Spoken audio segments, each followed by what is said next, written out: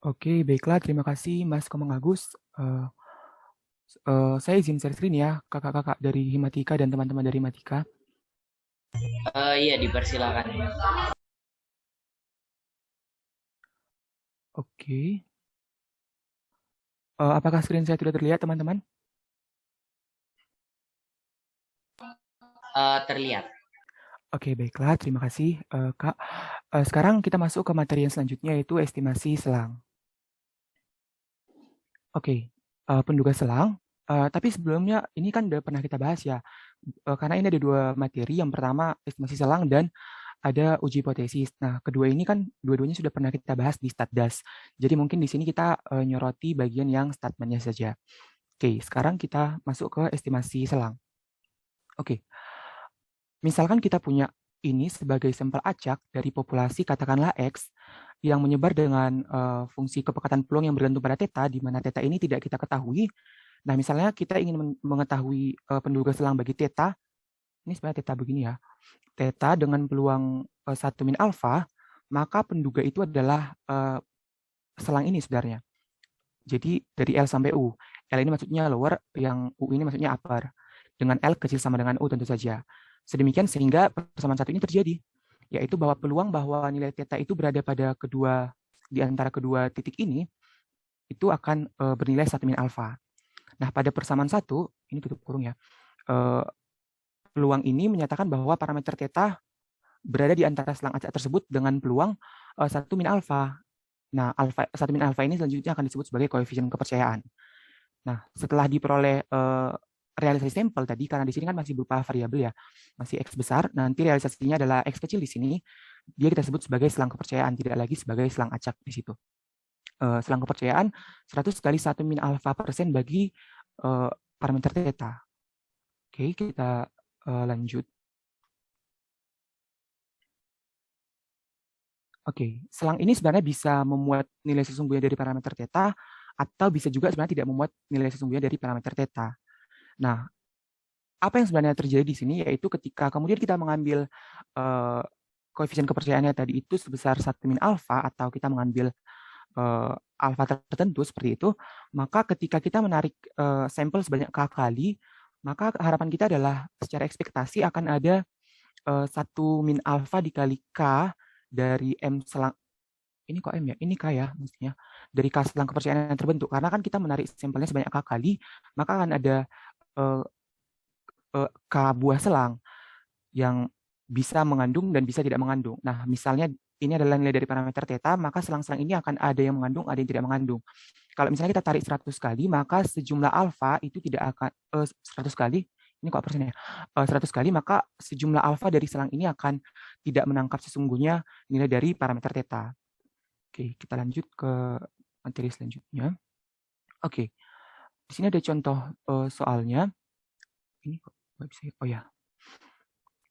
Oke, jadi misalnya kita punya ini adalah sampel acak yang berasal dari sebaran normal dengan nilai tengah mu dan ragam sigma kuadrat, dengan asumsi ragamnya itu diketahui. Nah, misalkan pula X bar merupakan nilai tengah dari sampelnya. Nah, maka perubahan acak X bar min mu per sigma per akar N akan memiliki sebaran normal baku, atau dituliskan seperti pada persamaan 2 di sini. Nah, kita disuruh untuk menemukan selang kepercayaan 100 kali 1 min alfa persen bagi mu.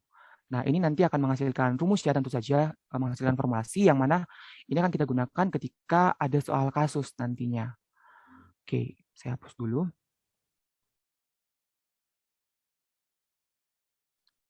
Oke, ini adalah pembahasannya. Kita tahu bahwa ini itu kan akan berdistribusi normal baku ya. Maka ini akan bernilai peluangnya ini, peluang yang ini, Z besar ya bisa didonasikan, lebih kecil dari Z dengan, ini sebenarnya persentil ya. Jadi Z alfa per 2 itu akan sama dengan alfa per 2 di sini. Nah, sedemikian sehingga 1 min alfa ini merupakan peluang bahwa Z ini akan berada di antara kedua selang di sini. Ini sebenarnya dari kalau kita punya suatu distribusi normal baku di sini, dengan tentu saja di sini adalah nilai tengahnya 0 dan variansinya adalah sebesar 1, maka kalau ini adalah Z alfa per 2, ini adalah min Z alfa per 2, alfa per 2, maka luasnya ini adalah alfa per 2 dan ini adalah min alfa per 2. Nah, peluangnya kemudian berada di benar ya, berada di daerah yang berwarna biru di sini, itu tentu akan menjadi 1 min, karena ini alfa per 2 tambah alfa per 2 menjadi 1 min alfa di situ. Maka kita peroleh hasil seperti ini. Oke, kita hapus dulu. Oke, sekarang kita lanjut ke bagian selanjutnya. Jadi selang kepercayaan 100 kali 1 min alfa persen bagi mu adalah ini tadi. Ini kita gunakan X bar karena X bar merupakan statistik cukup. Statistik cukup itu berarti dia pasti umfu ya, sudah dijelaskan oleh Mas Komang Agus tadi, yaitu uniformly minimum variance unbiased estimator. Nah, kemudian kita kalikan dengan ini bisa disebut dengan standard error. Kemudian ini dengan Z yang bersesuaian. X bar-nya tentu rata-rata dari sampel yang kita peroleh nantinya. Oke. Kita lanjut ke materi slide selanjutnya. Ada soal lagi di sini. Oke. Misalkan ini adalah sampel acak dari sebaran normal juga dengan nilai tengah mu dan sigma kuadrat, dengan asumsi sigma kuadratnya tidak diketahui sekarang. Nah, misalkan X bar dan S adalah nilai tengah dan ragam dari sampel, temukan selang kepercayaan 100 kali 1 min alfa persen bagi parameter mu di situ. Oke, sekarang kita akan ke slide selanjutnya. Oke, karena tadi ini berdistribusi normal dengan parameter seperti ini, maka kita tahu bahwa X bar itu akan berdistribusi normal dengan nilai tengahnya mu, tetapi ragamnya berbeda menjadi sigma kuadrat per n. Ini sudah kita bahas secara umum sebelum UTS ya. Dan kita tahu juga bahwa n-1 per sigma kuadrat dikali S kuadrat akan berdistribusi chi-square dengan derajat bebas n-1 di sini. Nah, X bar dan n-1 per n kali S kuadrat ini kan saling bebas ya. Mohon maaf ini ada typo ya, seharusnya di sini ini. Oke, nah jadi kita gunakan perubahan acak ini, definisi bahwa X bar min mu per S per akar N ini akan berdistribusi T dengan derajat bebas N-1. Karena di sini kita pakai S. Kalau di sini kita ketahui nilai sesungguhnya dari simpangan bakunya, maka ini akan berubah menjadi Z di situ. Tentu di sini juga akan menjadi distribusi Z ya. Oke, untuk 0 kecil alfa kecil 1 didefinisikan bahwa peluang ini lebih besar dari T alfa per 2 sedemikian sehingga persamaan ke-8 ini terjadi. Nah, jadi sama seperti gambar yang tadi karena distribusi T dan Z itu sebenarnya analog ya. Jadi di sini 0, kemudian dengan T-nya di sini ada min T alfa per 2. Kemudian di sini ada T alfa per 2. Nah, sebenarnya konsepnya sama ya. Di sini kan sejumlah alfa per 2, di sini juga alfa per 2, maka di sini menjadi 1 min alfa di situ. Nah, kalau kita teruskan perhitungannya nanti, kan kita peroleh hasil seperti ini. Ini hapus ini mana? Oke, hasil seperti ini, seperti pada persamaan ke-9. Jadi selang kepercayaan 100 kali 1 min alfa persen bagi parameter mu adalah seperti di sini. Dengan X bar-nya itu adalah rata-rata dari sampelnya. Ini salah ya, mesti ada XI di sini. Kemudian di sini X kuadratnya adalah simpangan baku dari, bukan simpangan baku, ragam dari sampelnya. Oke. Itu untuk materi yang pertama. Sebenarnya masih banyak ya, ada estimasi interval untuk rasio 2 ragam, kemudian ada ragam itu sendiri, dan yang lainnya. Oke, tapi karena waktu terbatas, mungkin kita di sini saja. Oke, sekarang kita masuk ke materi yang uji hipotesis di sini. Oke, ini agak banyak ya. Masih sempat nggak kira-kira? Oke, jadi salah satu tujuan dalam ilmu statistika adalah kita menarik kesimpulan mengenai nilai parameter populasi berdasarkan informasi yang ada di dalam sampel. Nah, sebenarnya ada dua konsep untuk menarik kesimpulan, yaitu pendugaan parameter dan pengujian hipotesis. Nah, pendugaan parameter ini sudah dijelaskan oleh Mas Komang Agus tadi bagaimana sifat kebaikan menduga, ada unbiased dan yang lainnya. Nah, yang kedua ada pengujian hipotesis dengan nilai parameter. Nah, kenapa ini kemudian menjadi perlu? Karena kenapa kita nggak cukup menggunakan pendugaan parameter saja? Tidak bisa ya. Karena apa? Pendugaan parameter ini kan nanti akan menghasilkan parameter katakanlah theta topi sebagai penduga bagi parameter theta. Nah, ini kan hasil olahan dari sampel sebenarnya di sini. Oke. Nah, kalau kemudian saya menarik sampel, katakanlah ini adalah populasi. Nah, kalau saya menarik sampel di sini, saya ganti warna dulu. Saya tarik sampel di sini. Kemudian Mas Komang Agus tarik sampel di sini. Dan kemudian Mbak Lu Putu Dharma menarik sampel di sini. Nah, kemudian di sini kan realisasi sampel yang saya tarik dengan yang ditarik oleh orang lain ini akan berbeda. Maka akan diperoleh penduganya ini juga akan berbeda-beda nantinya. Nah, perbedaan nilai penduga ini nanti akan menghasilkan suatu sebaran tertentu. Ini kemana? Oke. Namanya adalah sebaran atau distribusi penarikan sampel atau sampling distribution. Jadi,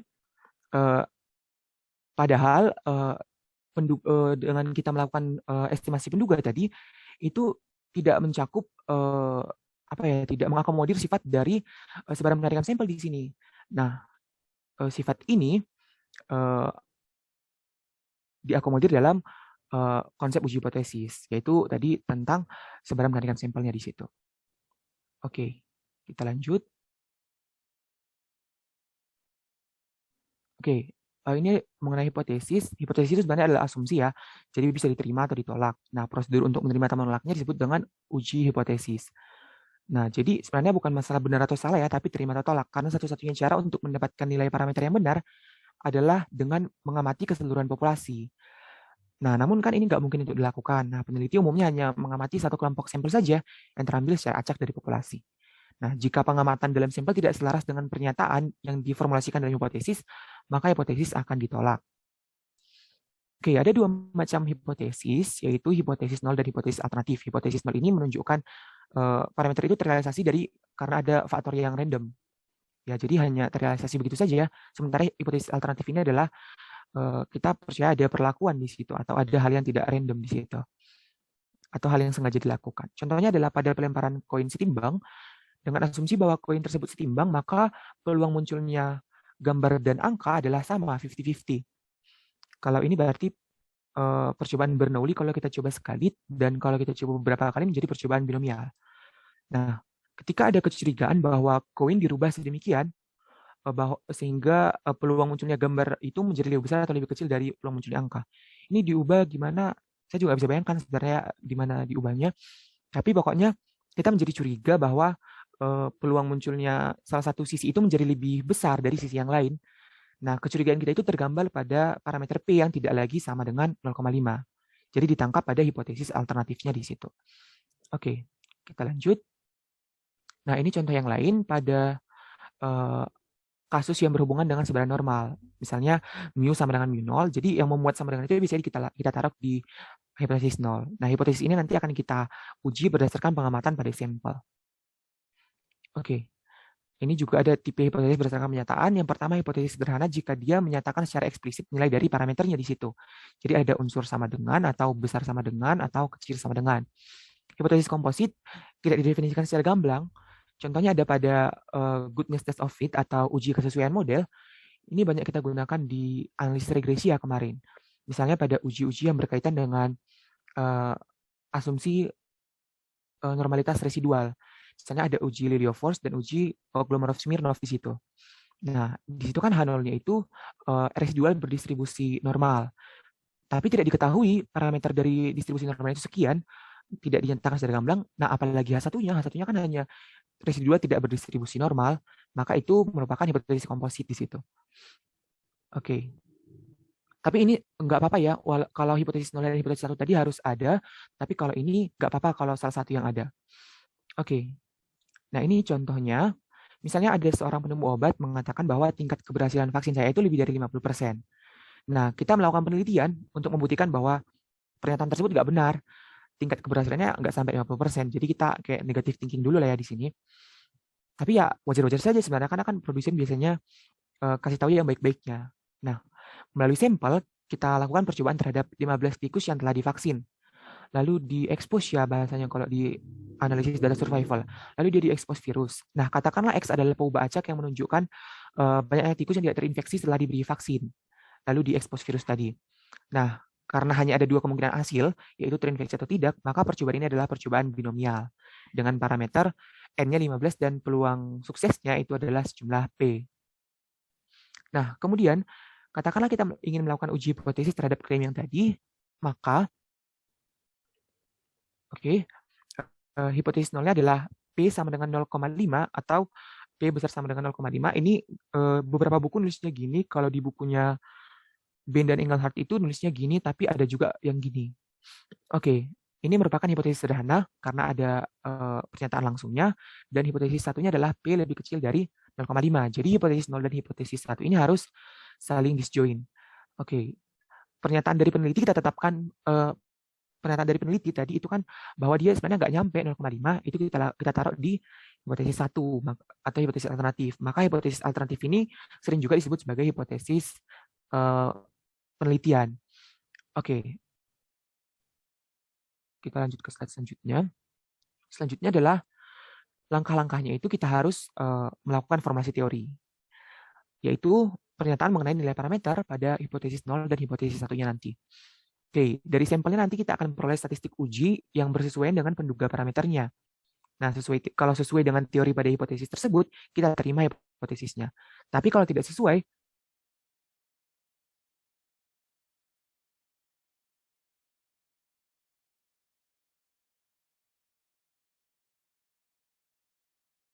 itu sebenarnya ditulis gagal tolak H0 di situ.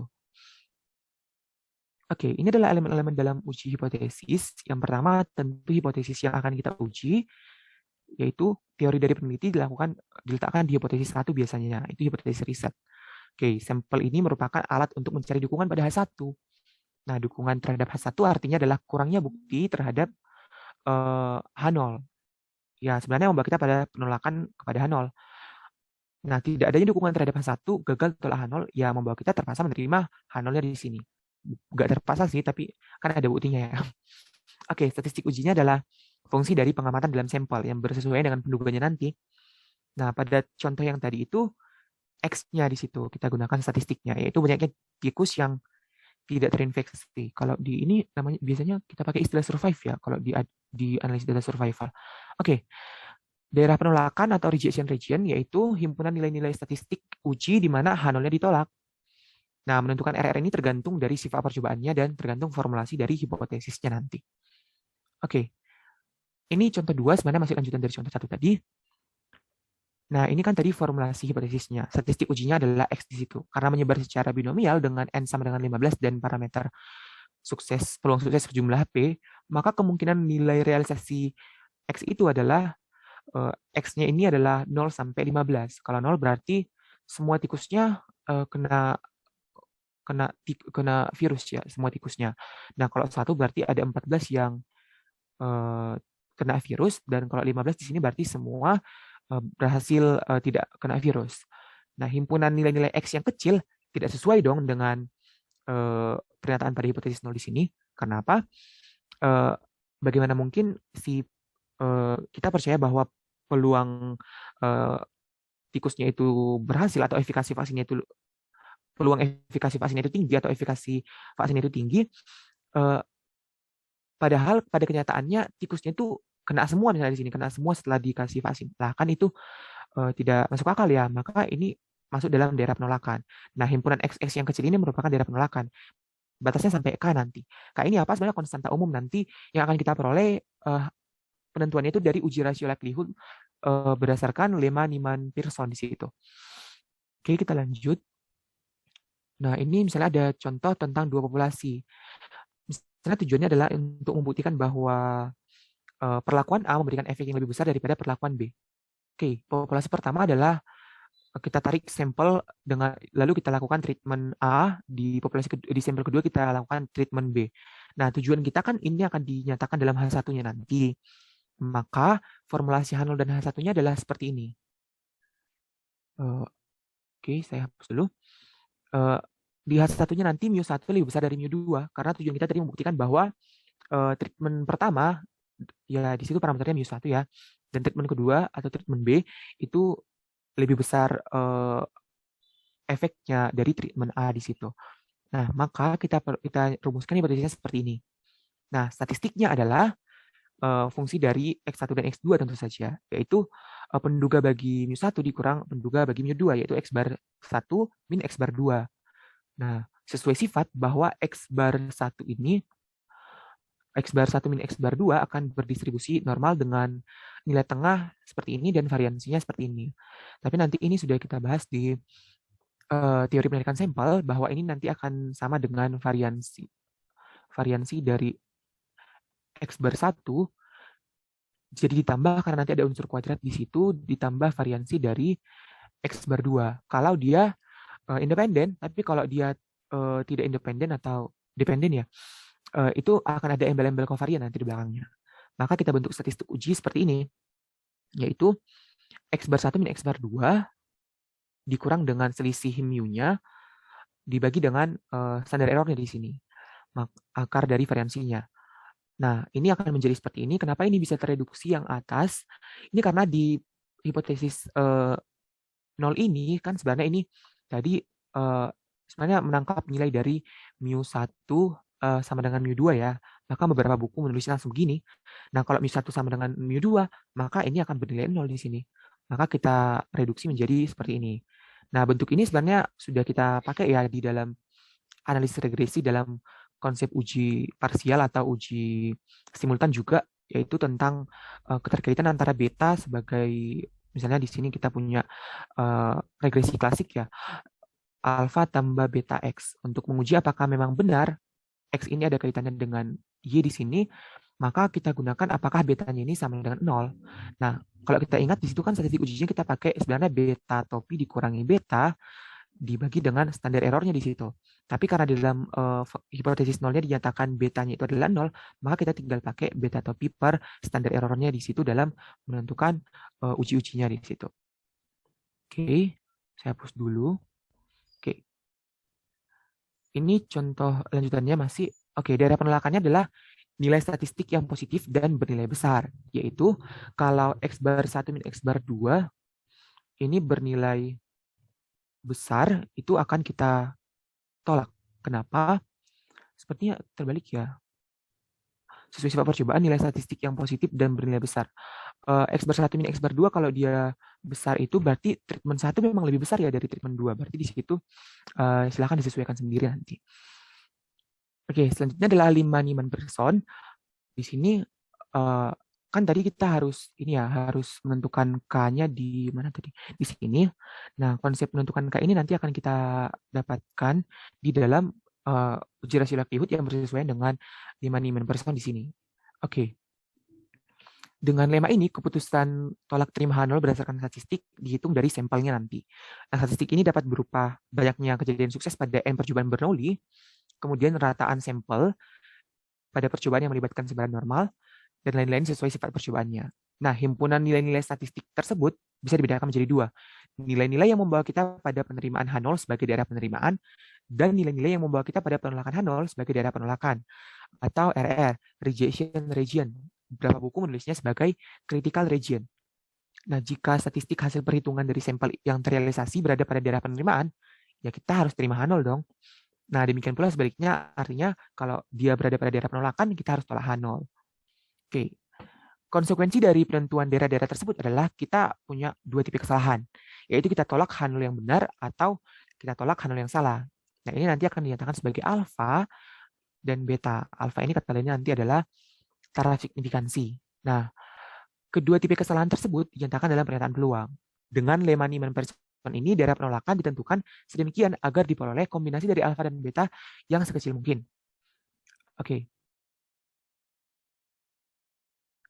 Peluang kesalahan tipe 1 itu adalah peluang di mana kita menolak H0 yang benar. Nah, secara peluang dibunyikan seperti ini. Bahwa kita menolak H0 ini sebenarnya nanti adalah bahwa statistik ujinya, misalnya X bar, itu berada pada daerah penolakan. RR ya. Oke, bersyarat H0-nya benar nanti theta sama dengan theta 0, yaitu theta yang didefinisikan pada H0-nya. Nah, ini kata lainnya itu adalah taraf nyata atau signifikansi uji. Nah, peluang kesalahan tipe 2 adalah peluang kita menerima H0 yang salah, yaitu secara peluang dibunyikan seperti ini. Oke, nanti berarti kalau kita mau menyatakan dalam pernyataan seperti ini, tinggal ini jadi tidak sama dengan, tidak ada pada RR, yaitu kita menerima H0-nya, dan theta-nya sama dengan theta 1 di sini. Oke, peluang menolak H0 yang salah, ini bagus ya, sebenarnya kita tolak yang salah, itu disebut dengan kuasa uji atau power offset. Tentu saja, ini merupakan komplement bagi beta. Karena apa? Di sini syaratnya sama ya. H0-nya salah, di sini juga H0-nya salah. Nah, secara aksioma peluang ini kan bisa dijumlahkan, harusnya jumlahannya itu harus sama dengan 1 karena saling komplement di situ. Oke. kuasa uji adalah peluang untuk menghasilkan keputusan yang tepat. Oke, perhitungan nilai alfanya seperti ini. Oke, pada contoh pengujian tentang tikus tadi, ini kan formulasinya seperti ini. Nah, dari 15 tikus yang sudah divaksin tadi, percobaan dia mati. Akan didapat statistik X sebagai banyaknya virus yang survive setelah diekspos virus, yaitu dia tidak terinfeksi. Kemungkinan nilai X-nya seperti ini, dan nilai-nilai yang tidak mendukung H0 adalah nilai X yang kecil, ya, yang dinyatakan seperti ini. Tolak H0 jika X-nya itu berada pada critical region.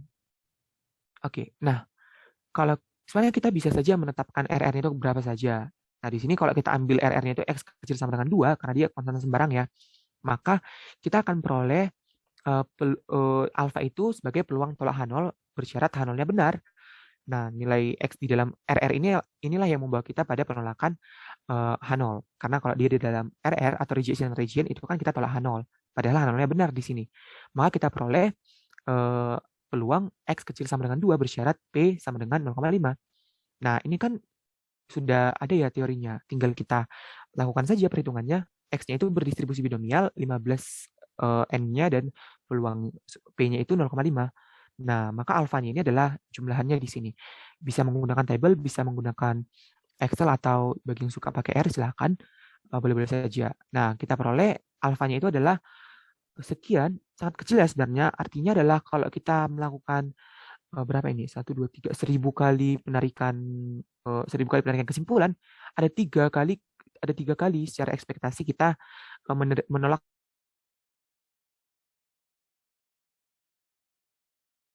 ini didukung dengan beta yang rendah sehingga kuasa ujinya menjadi tinggi. Kita akan lihat di sini. Nah, bagaimana jika efektivitas vaksin memang kurang dari 0,5, katakanlah sejumlah 0,3. Oke, ini akan berkaitan dengan beta, yaitu kita menerima H0 padahal H0 itu salah. Nah, ini akan melibatkan kuasa uji juga tentu saja sebagai komplement dari beta. Oke, beta itu kan didefinisikan sebagai peluang kita menerima H0 padahal H0-nya salah. Artinya peluang X di luar rejection region padahal H0 itu salah.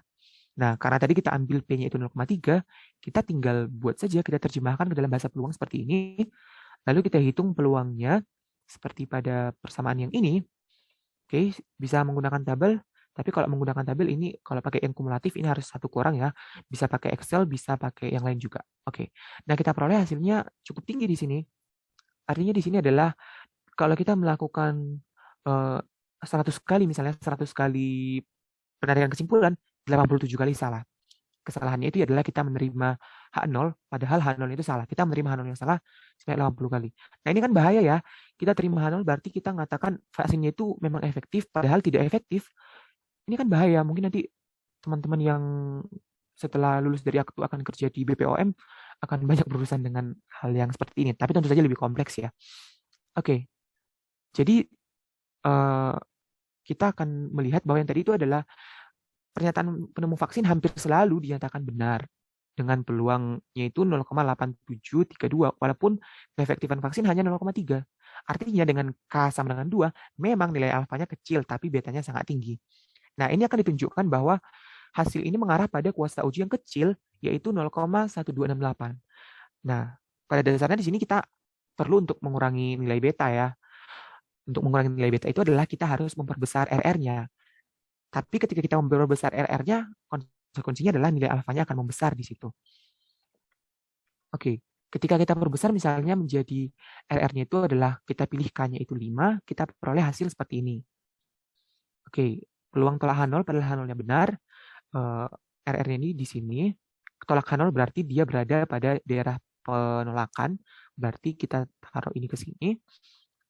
P-nya ini kita pakai sesuai yang ada di H0 benar, berarti kita masukkan theta 0 di sini.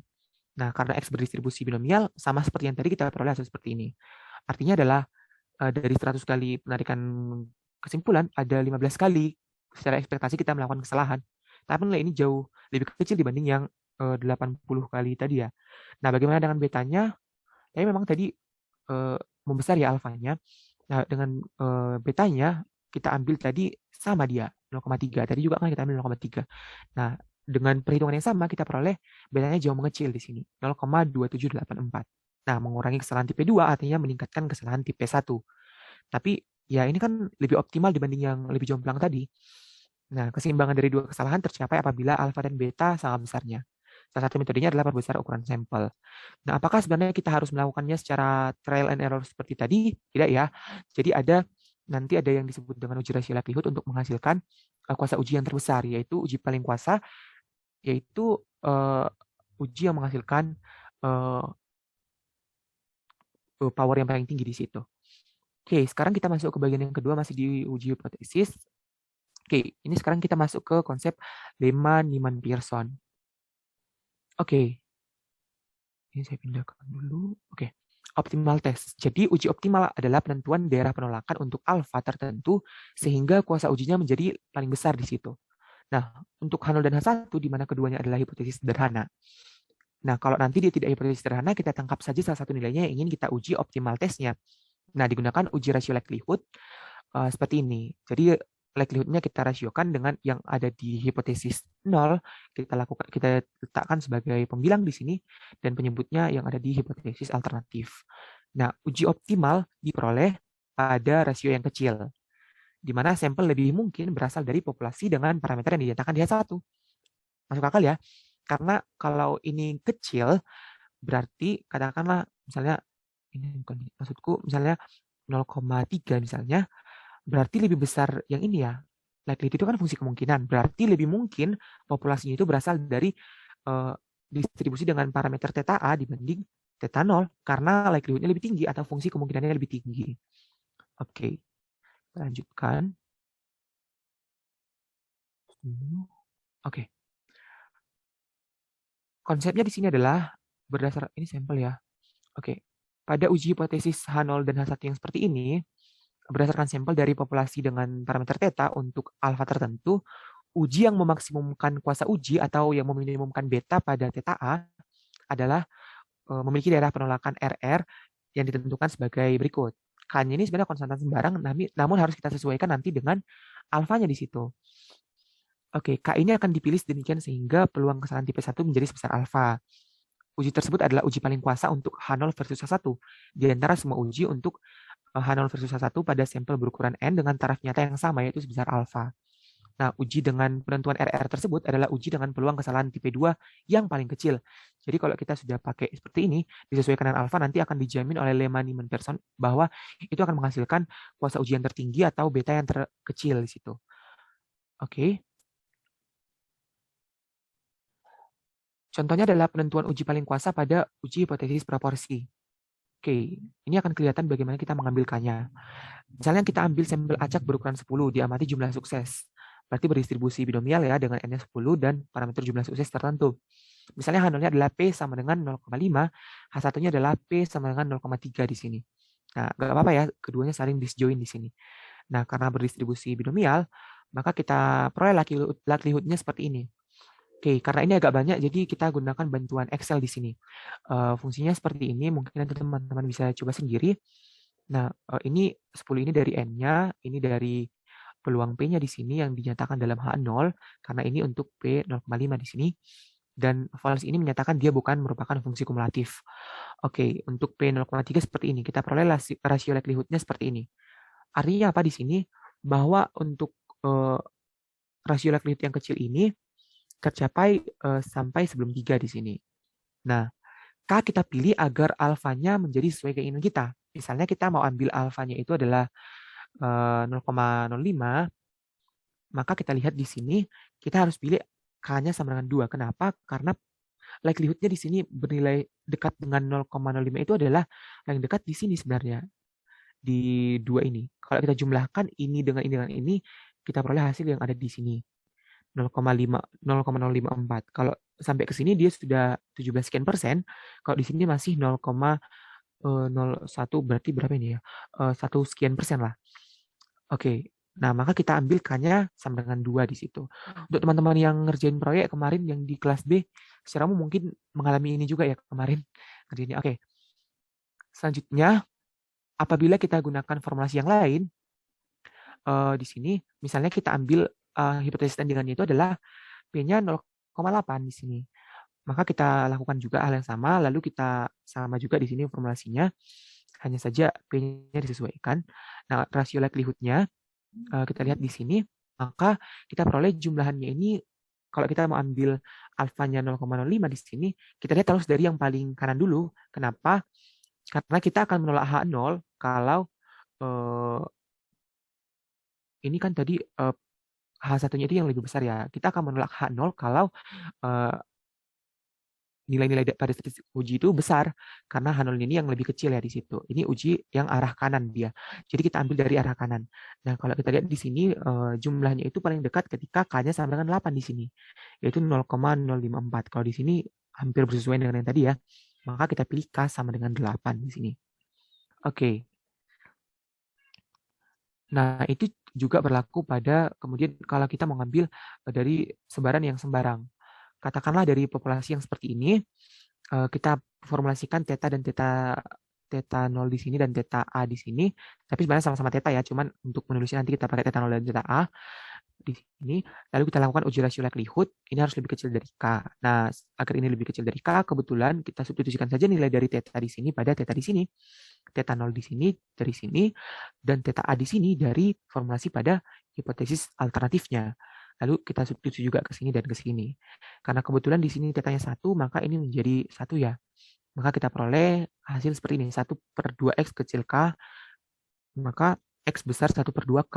Maka kalau kita tarik K aksennya adalah seperti ini, maka X besar K aksen. Ya, bentar dulu. Oke. Oke, kita lanjut. Penentuan K aksen atau K, karena ini kan akan bersesuaian nanti, sedemikian sehingga diperoleh peluang salah tipe 1 sebesar alfa. Lalu kalau kita peroleh di sini, alfanya mau kita ambil 0,05, belum ya, ke sini dulu. Alfa itu adalah peluang kita menolak H0, padahal H0-nya itu benar. Jadi itu kan nolak H0 berarti X-nya itu ada di rejection region. Maka X besar K aksen tadi karena itu yang di slide sebelumnya. Nah, maka karena ini continue, maka kita harus menggunakan integral dari fungsi kepekatan peluangnya. Karena tadi, sebentar, formulasi peluangnya seperti ini. Kalau tetanya adalah 1, maka di sini 1 dikali X pangkat 1 min 1, 0. Berarti 1 ya. Integral 1 berarti langsung saja kita jadikan X dari dari K aksen sampai 1, kita peroleh hasil seperti ini. Nah, kalau mau ambil alfanya 0,05, maka RR-nya itu adalah X besar 0,95. Oke, itu untuk bagian yang kedua. Kemudian ini untuk bagian yang ketiga. Ini sebenarnya uji hipotesis sampel besar ya. Sebenarnya ini sudah kita bahas di statmat. Ini salah pula ya. Ini seharusnya tetanya ini teta gini ya. Ini sudah kita bahas di statistika dasar sebenarnya. Jadi mungkin bisa teman-teman lihat lagi karena waktunya juga di sini sudah hampir habis. Oke, uji hipotesis sampel besar itu kita gunakan ini ya, pendekatan bahwa kita bisa mendekati distribusi dari jumlahan statistiknya itu kepada distribusi normal, yang mana ini dijamin dalam teorema limit pusat. Nah, kalau kemudian kita tarik ini, maka statistik ujinya ini akan menggunakan Z di situ. Tapi kalau kita tidak mengetahui nilai dari simpangan baku parameter, ya kita harus menggunakan penduganya yaitu S, tapi dia tidak berdistribusi secara Z lagi, tapi berdistribusi T pada derajat bebas N-1. Lalu kita ambil persentil yang bersesuaian dengan alfanya di sini, akan kita peroleh formulasi yang menerima atau menolak H0 di situ. Jadi pada sampel besar kita gunakan Z, kalau sampel besar tapi tidak diketahui sigmanya juga kita harus menggunakan T. Nah, kalau kemudian kita tidak mengetahui nilai dari, kalau kita untuk sampel kecil kita gunakan uh, distribusi T. Nah, besar kecil ini ditentukan umumnya 30 ya, 30 lebih dari 30 sampel besar, kalau kurang dari 30 sampel kecil.